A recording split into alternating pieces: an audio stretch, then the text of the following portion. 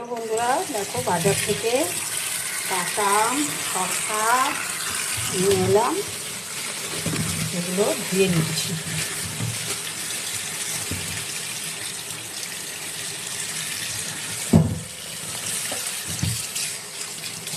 এত গরমে শসা তো খাওয়া উচিত।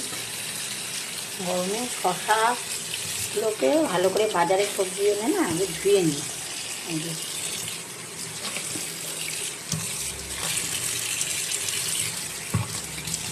শসা আর কাঁচা আম নিয়ে এলাম। দেখো সুন্দর আমগুলো।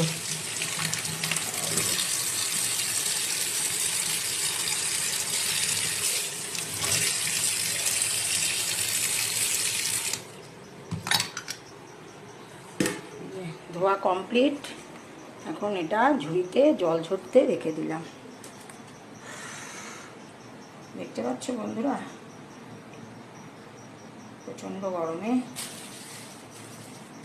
চলো, ভিডিওটা কেমন লাগলো অবশ্যই লাইক শেয়ার কমেন্টস করো বন্ধুরা। সবাই ভালো থাকো, আবার দেখা হচ্ছে নেক্সট ভিডিওতে। টাটা।